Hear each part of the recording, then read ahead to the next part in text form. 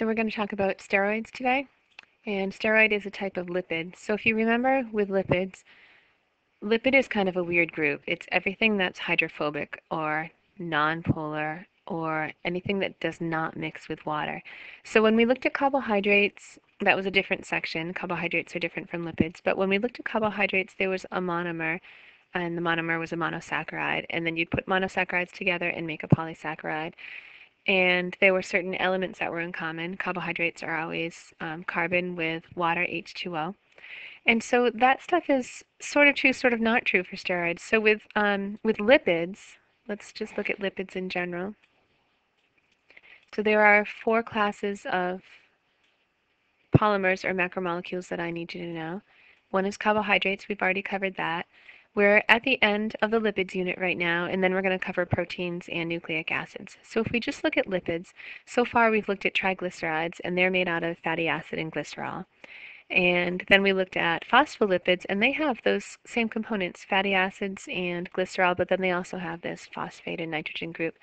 Steroids are kind of different because take a look at this. I don't see a fatty acid on there. I mean, this one does. Here's a fatty acid. It's carbon to carbon to carbon to carbon to carbon with some hydrogen sticking off. But steroids are kind of different. They do have the right elements because if you remember for lipids, they're supposed to have carbon, hydrogen, and just a little bit of oxygen.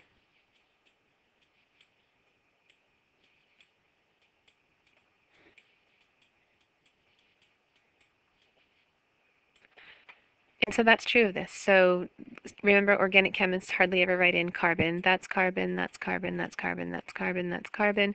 Wherever there need to be hydrogens, there are. So this carbon has two bonds here. It'll surely have two hydrogens sticking off. And then if you look at this ring structure, all the parts that are not labeled are carbons, and there'll always be hydrogens sticking off. So this one will have two extra hydrogens here. This one already has three bonds, so it would just have one hydrogen. Anyway, the point is there's a lot of carbon, a lot of hydrogen, and just a little bit of oxygen here. And the same thing with this one. Here's a little bit of oxygen here, a little bit of oxygen here. So this is a lipid because it has the right elements, but even more so because these things are hydrophobic. They do not mix with water, and so that's why steroids are considered lipids. So the carbon skeleton of steroids is bent to form four fused rings, and you see the rings right here. So this one is cholesterol, and all the steroids are based off of cholesterol. If you just take it and remove this and then put an H on it, you're going to end up with this molecule, which is testosterone. And if you change this OH, if you change it to an O and change that O to an OH, you're going to get estrogen. So these two are both chemical messengers, which means they'll go to a cell and tell it to do something differently. So these are both hormones. There are non-steroid hormones. So for example, insulin we've talked about a little bit, and that's a protein hormone. But steroids also make up several different hormones.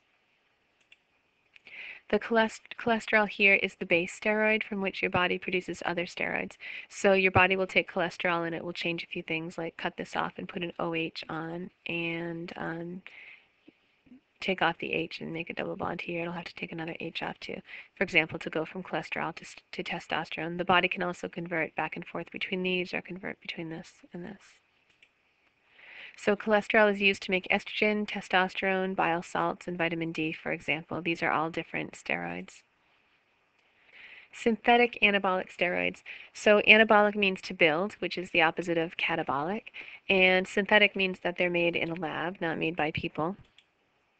And so these are variants of testosterone, which means they're like testosterone. They work the same way, but they're a little bit different. Some athletes use them to build up their muscles quickly, which is a pretty bad idea. They can cause serious health risks. So, for example, they can damage your heart valves. So if the muscles grow too fast and too big, they can pull so hard that they break your tendons, which is not good. And they can also outgrow, the heart can also grow too much and it'll outgrow the valves. And so you'll get valves that don't work, along with rage and other bad things. So don't take steroids, it's bad for you. Okay, here's a cell membrane, and we talked about these adorable little phospholipids in our last unit. I love water. This thing right here is cholesterol. So cholesterol is also part of the cell membrane. It's here and here.